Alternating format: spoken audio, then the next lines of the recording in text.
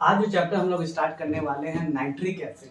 और nitric acid के बारे में क्या जानते हैं हम लोग? तो अभी तक आपने मेरा स्टडी ऑफ कंपाउंड का प्लेलिस्ट नहीं देखा है तो लिंक डिस्क्रिप्शन में दे देंगे। पहले HCl देख लीजिए, फिर उसके बाद एकदम सीक्वेंस में सजाए हैं जैसे सजाते हैं अमोनिया।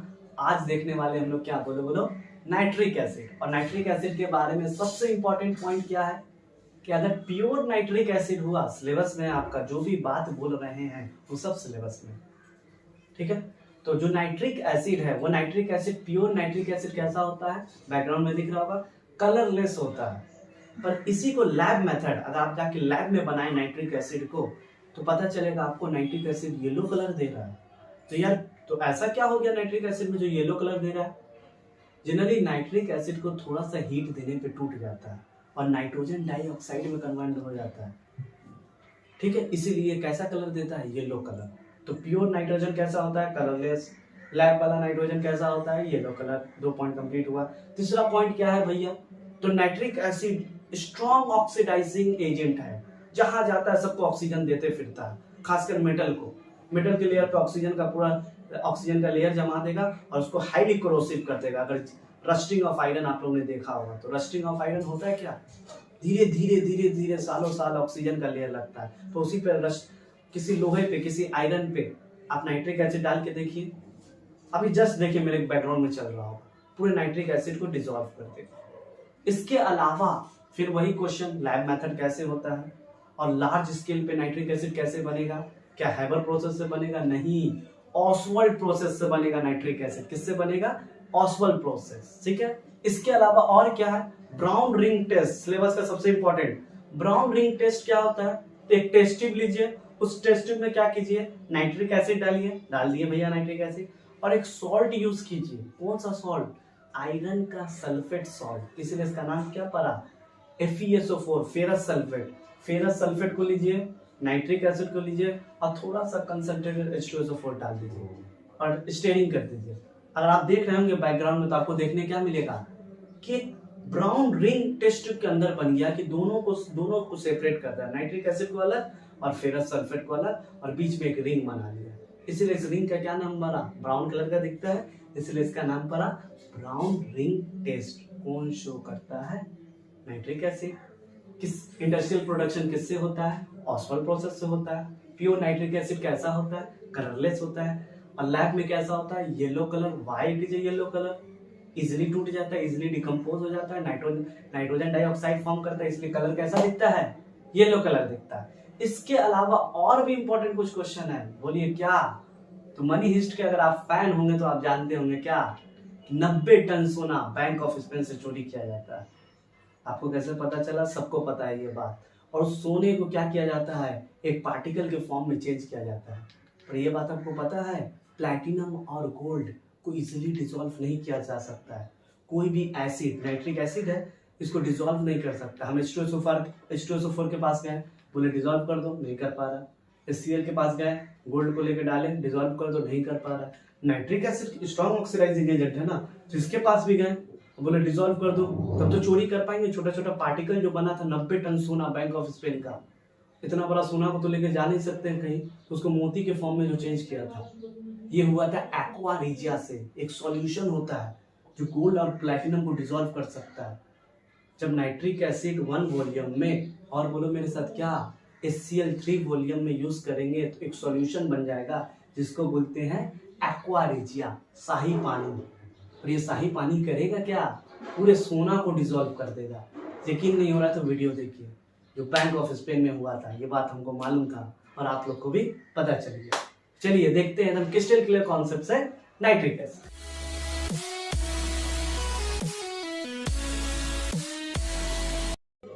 तो देखिए नाइट्रिक एसिड क्या है उसके बारे में देखते हैं। तो सबसे पहला पॉइंट, तो सबसे इंपॉर्टेंट पॉइंट यही था कि अगर प्योर, एकदम बिना पाप का अगर नाइट्रिक एसिड है, कोई भी पाप नहीं किया है, तो वो कैसा होगा? कलरलेस होगा। पाप मतलब एकदम शुद्ध है तो कलरलेस होगा। अगर नाइट्रिक एसिड को लैब में बनाया जाएगा तो पता है तुमको, जैसे भी बनता है, अभी देखेंगे रिएक्शन, कि सोडियम के नाइट्रेट को H2SO4 से रिएक्ट करने से नाइट्रिक एसिड बन जाता है। और ये नाइट्रिक एसिड फिर हल्का हीट देने पे टूट जाता है। और फिर जाके उस सॉल्यूशन में येलो लिक्विड फॉर्म कर देता है। क्यों? क्योंकि नाइट्रिक एसिड इजिली टूट सकता है, तो इसके टूटने से क्या निकलेगा? नाइट्रोजन डाइऑक्साइड, और क्या निकलेगा? वाटर वेपर, और क्या निकलेगा? ऑक्सीजन। इस नाइट्रोजन डाइऑक्साइड के कारण यहाँ पे कैसा लिक्विड बनता है? Yellow liquid. कैसा बनता है? Yellow liquid. उसके बाद थर्ड पॉइंट, सबसे इंपॉर्टेंट पॉइंट, नाइट्रिक एसिड हर जगह आवारा की तरह घूम रहा है, बोला ऑक्सीजन ले लो, ऑक्सीजन ले लो। खासकर किसको बोलता है? जैसे मेटल को देखता है बोलता है ऑक्सीजन ले लो, ऑक्सीजन ले लो। इससे क्या होगा? मेटल धीरे धीरे कैसा होगा? खराब होगा, और इसको कोरोसिव बोलेंगे। जैसे रस्टिंग ऑफ आयरन, तो रस्टिंग ऑफ आयरन सालों में होता है, पर वही आपके घर में अगर आयरन का रॉड उड है तो उसमें नाइट्रिक एसिड का ड्रॉप डाल के देखिए, डालिएगा मत, तो घर से धुलाई चलेगा आपका। इसके अलावा सब फोर्थ इंपॉर्टेंट पॉइंट क्या है? कोई भी एसिड, कहना क्या चाह रहे सुनो ध्यान से, कोई भी एसिड को मेटल के साथ रिएक्ट करोगे वो एसिड डाइल्यूट होना चाहिए, तो हमेशा आपको उस मेटल का सॉल्ट और हाइड्रोजन गैस लिबरेट होगा। जैसे कि एग्जांपल समझाते हैं, आयरन लिए, आयरन को किससे रिएक्ट करें? HCl से, क्या बनेगा? इसका सॉल्ट बनाओ FeCl2, और क्या निकलेगा? Hydrogen gas. सही बात था? हाँ, कोई भी मेटल को एसिड से रिएक्ट करने पे उसका सॉल्ट और हाइड्रोजन गैस लिबरेट होता है, हाइड्रोजन गैस निकलता है। पर देखो ड्रामा क्या होने वाला है, यही आयरन लिए, अब स्पेशल केस नाइट्रिक एसिड के साथ रिएक्ट करेंगे, तो कायदे से क्या होना चाहिए था? इसका सॉल्ट और हाइड्रोजन गैस निकलना चाहिए था, पर ऐसा होता नहीं है। एक्सेप्शन, जितना इंसेप्शन ने परेशानी क्या होता है, एक्सेप्शन केमिस्ट्री परेशानी क्या पता होगा आप लोग को। यहाँ पे क्या हुआ देखना, इसका सॉल्ट बनाओ FeNO3 ट्वाइस, और बोलो, और निकलेगा NO3 है ना, तो आप सिंपल कर लीजिए NO2, और क्या निकलेगा? वाटर। हाइड्रोजन गैस नहीं निकलता है, वाटर निकलता है। सबसे इंपॉर्टेंट रिएक्शन था। क्या नाइट्रिक एसिड किसी मेटल के साथ रिएक्ट करने पे हाइड्रोजन गैस को लिबरेट करेगा जैसे सब एसिड करता है? नहीं। क्या हाइड्रोजन निकलता है, फिर वो ऑक्सीजन के साथ कंबाइन होकर क्या बना देता है? Water vapour. कोई भी नाइट्रिक एसिड मेटल के साथ रिएक्ट करता है तो उसका सॉल्ट बनता है, नाइट्रोजन डाइऑक्साइड बनता है, और वाटर वेपर बनता है। नहीं याद होता है यहाँ NO3 है तो यहाँ एक ऑक्सीजन कम कर देगा प्रोडक्ट में, और क्या हो जाएगा? NO2। ठीक है। फिफ्थ पॉइंट देखो, अभी आप बोले कि कोई भी मेटल नाइट्रिक एसिड से रिएक्ट करेगा तो हाइड्रोजन गैस लिबरेट नहीं करेगा। फिर एक्सेप्शन, नेचर में कुछ ऐसा मेटल है जिससे नाइट्रिक एसिड रिएक्ट करेगा उसी मेटल से तो हाइड्रोजन गैस लिबरेट करेगा। कौन कौन? वो भी दोनों भाई की तरह नाम है, Mg और Mn। मैंगनीज, हाँ 25 एटॉमिक नंबर और 12 एटॉमिक नंबर मैग्नीशियम, इन दोनों को नाइट्रिक एसिड से रिएक्ट करने पे कंडीशन है बहुत डाइल्यूट होना चाहिए आपका नाइट्रिक एसिड, कमजोर नाइट्रिक एसिड होना चाहिए, उसमें बहुत पानी डाला हुआ चाहिए, क्योंकि स्ट्रॉन्ग नाइट्रिक एसिड होगा तो कभी नहीं निकलने नहीं देगा दम, हाइड्रोजन को घर में बंद करके रख लेगा। पर डाइल्यूट नाइट्रिक एसिड बेचारा कमजोर हो गया, तब इस दो ही मेटल के साथ नाइट्रिक एसिड रिएक्ट करेगा, उसका सॉल्ट और हाइड्रोजन गैस लिबरेट करेगा। एग्जाम का सबसे important question, when a magnesium is react with nitric acid, what compound are formed? It form a magnesium nitrate और it liberate a hydrogen gas। तो normal case में ऐसा नहीं होता है, तो याद रखना नाइट्रिक एसिड सिर्फ मैग्नीज और मैग्नीशियम के साथ रिएक्ट करने पे ही हाइड्रोजन गैस देता है, बाकी किसी भी मेटल के साथ रिएक्ट करेगा तो उसका सॉल्ट, उसका वाटर और NO2 देगा। सबसे इंपॉर्टेंट था। इसके अलावा देखो 6 पॉइंट क्या बोले, ब्राउन रिंग टेस्ट। अब ब्राउन रिंग टेस्ट क्या होता है हम बताते हैं। ब्राउन रिंग टेस्ट क्या होता है, तो यहाँ सपोज कीजिए एक टेस्ट ट्यूब है, ठीक है, ठीक है। इस टेस्ट ट्यूब में हम क्या डाले हैं, HNO3 नाइट्रिक एसिड, और ऊपर से इस कंटेनर में डाले हैं FeSO4 फेरस सल्फेट का सॉल्ट डाले हैं, किसके अंदर, नाइट्रिक एसिड के अंदर, और थोड़ा सा अमाउंट में डाल दिए हैं H2SO4 और टेस्ट ट्यूब को घुमा दिए। तो थोड़ी देर बाद देखेंगे क्या, यहाँ पे एक रिंग बन जाएगा, और ये रिंग क्या करेगा पता है तुमको, नाइट्रिक एसिड को एक तरफ और फेरस सल्फेट को एक तरफ बना देगा। This is called brown ring test. किसी भी टेस्ट ट्यूब में आप फेरस का सल्फेट का सॉल्ट डाल दीजिए और बोलिए नाइट्रिक एसिड डाल दीजिए, पूरा एकदम घुला दीजिए, देखिएगा एकदम ब्राउन रिंग टेस्ट बन जाएगा, जैसा कि हम इंट्रो में बता रहे हैं। तो ब्राउन रिंग टेस्ट से क्या पता चलता है, नाइट्रिक एसिड। याद आ गया, येलो कलर से भी पता चलता है ब्राउन रिंग टेस्ट की इसका खासियत है। इसके अलावा लार्ज स्केल पे अगर आपको नाइट्रिक एसिड बनाना है, उसको बेचना है, तो कौन सा टेस्ट कीजिएगा, ऑसवाल्ड प्रोसेस करेंगे। क्या करेंगे, ऑस्वाल्ड प्रोसेस, हैबर प्रोसेस नहीं। उसके अलावा एक्वारिजिया, मनी हिस्ट जो बताए थे, छोटा छोटा सोना कैसे पिघला के हम लोग चोरी कर सकते हैं, एक्वारिजिया। नाइट्रिक एसिड बोलता है हम अकेले नहीं उसको डिसॉल्व कर सकते हैं। गोल्ड और प्लैटिनम को रिएक्टिविटी सीरीज में सबसे नीचे होता है, इसीलिए वो किसी से रिएक्ट करना पसंद नहीं कर सकता है। पर नाइट्रिक एसिड जब HCl के साथ मिल जाता है इन द रेशियो ऑफ 1:3, तब क्या कंपाउंड बनता है, NOCl, और क्या बनता है, क्लोरीन, और क्या बनता है, वाटर। और ये जो क्लोरीन जो निकलता है ना, इसको हम लोग बोलते हैं नेसेंट क्लोरीन। तो कभी भी एक्वारिजिया किसको बोलते हैं, जब नाइट्रिक एसिड को किसके साथ मिलाएंगे, बोलो, HCl के साथ 1:3 रेशियो में, तो एक सॉल्यूशन बनेगा जिसका क्या नाम है, एक्वारिजिया। और इस एक्वारिजिया में गोल्ड को, प्लैटिनम को इजीली डिसॉल्व किया जा सकता है, बाकी कोई नहीं कर सकता। और इसे छोटा छोटा मोती तैयार करके बैंक ऑफ स्पेन से फरार, जैसा प्रोफेसर दिमाग लगाया था, याद आ रहा है। इसके अलावा और भी कुछ इंपॉर्टेंट चीज है, तो अब देखते हैं नाइट्रिक एसिड का रिएक्शन, क्या क्या इंपॉर्टेंट रिएक्शन है और क्या क्या करना है, और उसके बाद देखेंगे ऑस्वाल्ड प्रोसेस। देखिए अब हम लोग देखेंगे नाइट्रिक एसिड का रिएक्शन। नाइट्रिक एसिड जो इंपॉर्टेंट है सिलेबस में वही करा है, ठीक है। तो सबसे हम लोग बचपन से पढ़े, बचपन से नहीं, और अगर अभी तक प्लेलिस्ट नहीं देखा तो प्लेलिस्ट देखिए। अब देखो कहना क्या चाह रहे हैं, मेटल का कार्बोनेट, कार्बोनेट मतलब CO3, उसके ऊपर चार्ज कितना होता है, 2-। मेटल कोई भी उठा लो, सपोज करो हम मैग्नीशियम उठाएं तो मैग्नीशियम के ऊपर चार्ज कितना होता है, 2+, कार्बोनेट के ऊपर चार्ज कितना, 2-, दोनों कट गया तो क्या बनेगा, बोलो, मैग्नीशियम कार्बोनेट बनाना था ना, तो लो बनाएंगे। तो मैग्नीशियम के कार्बोनेट, कोई भी मेटल का कार्बोनेट, सोडियम का कार्बोनेट बना लो, तुम्हारा मन, तो मैग्नीशियम के कार्बोनेट को किससे रिएक्ट करेंगे, एसिड। यहाँ पे एसिड फिक्स है, यही तो बोलना चाह रही है, यही ट्रिक है। नाइट्रिक एसिड में नाइट्रिक यूज कर लो, HCl में HCl यूज कर लो। देखो कौन सा यूज करें, नाइट्रिक एसिड, क्या बनेगा, आप कार्बोनेट लिए ना, CO3, एक ऑक्सीजन कम कीजिए तो CO2, यानी कभी भी कार्बोनेट वाला रिएक्शन में कार्बन डाइऑक्साइड निकलेगा, सिलेबस के हिसाब से बता रहे हैं। और क्या निकलेगा, वाटर वेपर के फॉर्म में, और इसका सॉल्ट तो सबसे इजी है, पहले वाले को लास्ट से, मैग्नीशियम नाइट्रेट। अब आप बोलोगे आपको कैसे पता चलो, 2 होगा, Mg के ऊपर चार्ज कितना है, 2+, नाइट्रेट के ऊपर चार्ज कितना है, 1-, दोनों चार्ज सेम है, नहीं तो क्रिस क्रॉस, इसको इससे इसको इससे आ गया।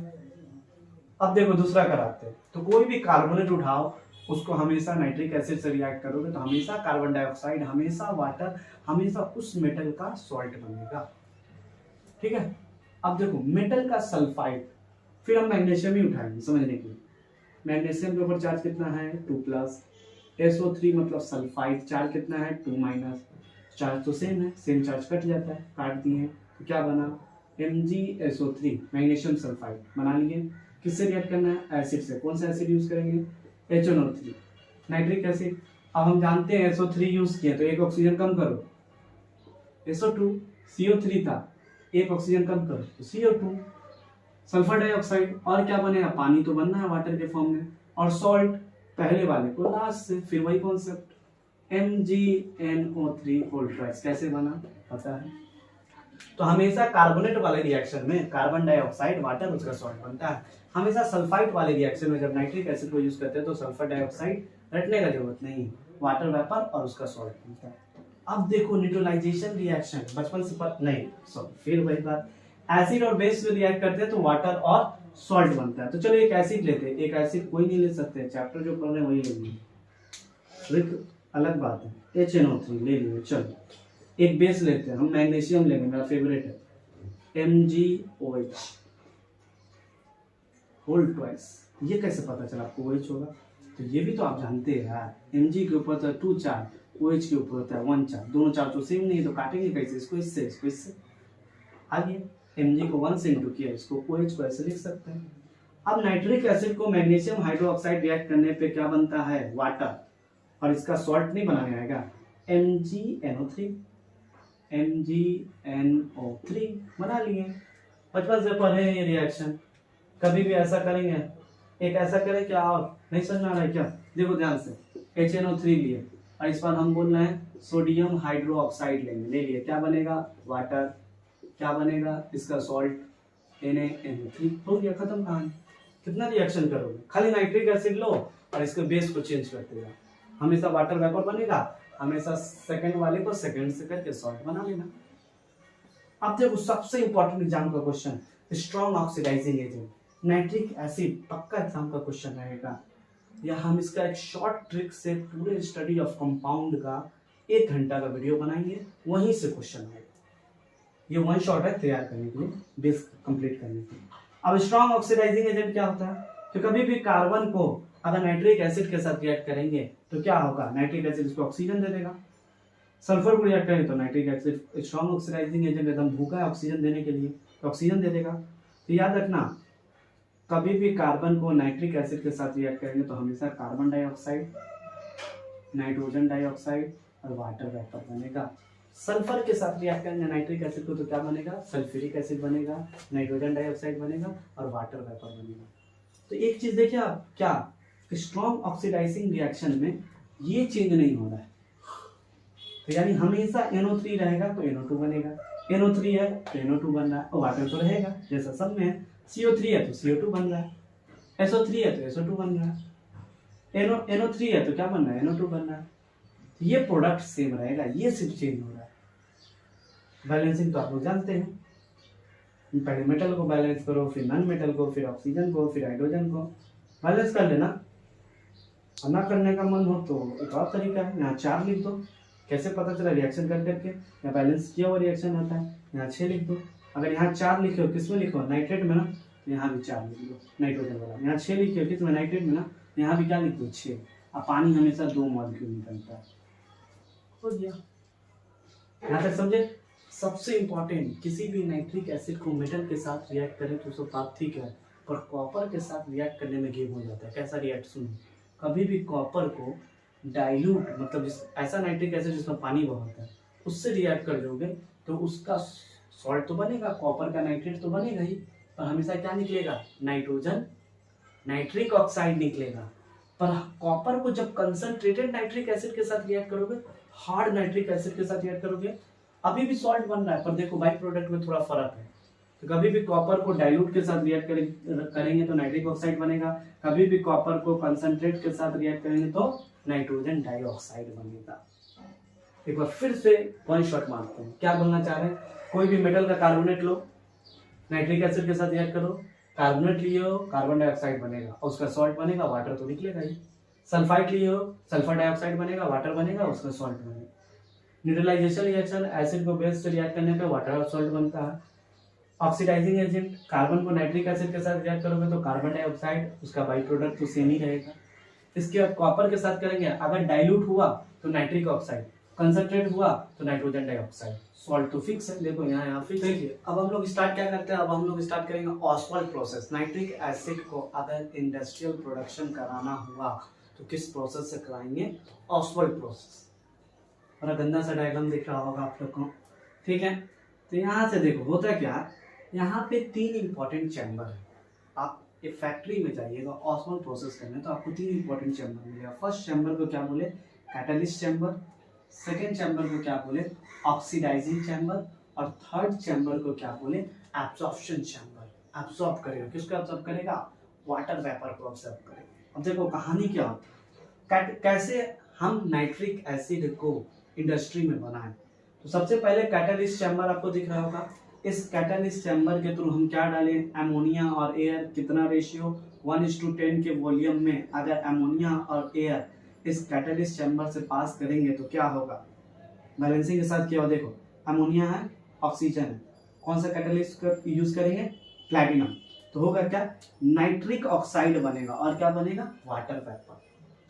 क्या बनेगा, नाइट्रिक ऑक्साइड और क्या बनेगा, वाटर वेपर। अमोनिया को ऑक्सीजन से रिएक्ट करने पे कैटलिस्ट चैम्बर में नाइट्रिक ऑक्साइड और वाटर वेपर बनता है। हमको क्या चाहिए, HNO3, बना क्या, नाइट्रिक ऑक्साइड और वाटर वेपर। इस नाइट्रिक ऑक्साइड को यहाँ से नाइट्रिक ऑक्साइड निकलते हुए कहाँ आ जाएगा, एक कूलिंग चैम्बर में आ जाएगा, और ये नाइट्रिक ऑक्साइड को क्या करेंगे, कूल करेंगे in the presence of air, cooling करेंगे। टेम्परेचर कितना देंगे, 50 डिग्री सेल्सियस। अब कूल हो गया, हमको क्या मिल गया, NO मिल गया। अब इस नाइट्रिक ऑक्साइड को यहाँ से पास करके फिर कहाँ लेके आ गए, ऑक्सीडेशन चैम्बर में। और ऑक्सीडेशन चैम्बर में किसका ऑक्सीडेशन करेंगे, नाइट्रिक ऑक्साइड का। किसका ऑक्सीडेशन करेंगे, बोलो मेरे साथ, नाइट्रिक ऑक्साइड का। फिर इस नाइट्रिक ऑक्साइड को ऑक्सीजन के प्रेजेंस में क्या बना लेंगे, नाइट्रोजन डाइऑक्साइड। देखो नाइट्रिक ऑक्साइड था, ऑक्सीडेशन करना, ऑक्सीजन ऐड किए, कौन सा चैम्बर में, ऑक्सीडाइजिंग चैम्बर में, क्या बन गया, नाइट्रोजन डाइऑक्साइड।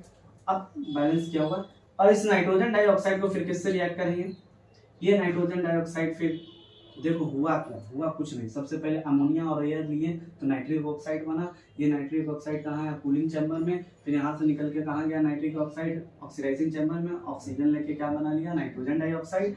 अब नाइट्रोजन डाइऑक्साइड यहाँ से पास होके कहाँ जाएगा, एब्जॉर्प्शन चैम्बर में, और एब्जॉर्प्शन चैम्बर में आके क्या करिएगा, ये नाइट्रोजन डाइऑक्साइड वाटर को एब्जॉर्ब करेगा। देखो ऊपर से वाटर दे रहा है, क्या करेगा, ये नाइट्रोजन डाइऑक्साइड वाटर के साथ एब्जॉर्ब होके थोड़ा अमाउंट में एयर से ऑक्सीजन लेके कन्वर्ट हो जाएगा किस में, नाइट्रिक एसिड में। यही तो चाहिए था। तो ऑस्वाल्ड प्रोसेस से क्या बनता है, नाइट्रिक एसिड। तो चलो एक शॉर्ट मान लेते हैं इसी पूरे चैम्बर को। तो सबसे पहले क्या हुआ, सबसे पहले हुआ कैटलिस्ट चैम्बर। कैटलिस्ट चैम्बर में हम क्या किए, कैटलिस्ट चैम्बर में 1:10 वॉल्यूम में हम अमोनिया और एयर को डाल दिए। जैसे डाले देखे नाइट्रिक ऑक्साइड बना। ये नाइट्रिक ऑक्साइड को फिर कहाँ ले गए, कूलिंग चैम्बर में, वहां कूल कर दिए। अब नाइट्रिक ऑक्साइड फिर कहाँ गया, ऑक्सीडाइजिंग चैम्बर में, और ऑक्सीडाइजिंग चैम्बर में आके क्या किया, ये नाइट्रिक ऑक्साइड ऑक्सीजन के साथ कंबाइन करके क्या बना लिया, नाइट्रोजन डाइऑक्साइड। और एक बात हम जानते हैं, नाइट्रिक एसिड को तोड़ के ये मिलता है तो उसको जोड़ के क्या मिलेगा, नाइट्रिक एसिड। ये नाइट्रोजन डाइऑक्साइड को फिर कहाँ ले गए, एब्जॉर्प्शन चैम्बर में। फिर क्या किए, एब्जॉर्प्शन चैम्बर में नाइट्रोजन डाइऑक्साइड में वाटर वेपर और ऑक्सीजन मिला के क्या बना लिए, नाइट्रिक एसिड। तो इस प्रोसेस से नाइट्रिक एसिड बनता है। एग्जाम का क्वेश्चन है, ऑस्वाल्ड प्रोसेस से। किस प्रोसेस से अमोनिया बनता है, हैबर प्रोसेस से। किस प्रोसेस से H2SO4 बनता है, कांटेक्ट प्रोसेस से। तीनों प्रोसेस याद रखना। सबसे पहले कौन सा, HCl में कोई प्रोसेस था नहीं। HCl में एक चीज था क्या, एफिनिटी ऑफ वाटर। HCl पानी को बहुत पसंद करता है। फाउंटेन एक्सपेरिमेंट, झरना वाला एक्सपेरिमेंट, लिंक डिस्क्रिप्शन में होगा, देख लीजिए। तो यहाँ तक हम लोग देखें क्या, पूरा नाइट्रिक एसिड एक क्रिस्टल क्लियर कॉन्सेप्ट में। अगर वीडियो अच्छा लगा चैनल को लाइक और सब्सक्राइब करें और अपने फ्रेंड सर्कल में ज्यादा से ज्यादा शेयर करें। मिलते हैं नेक्स्ट वीडियो में।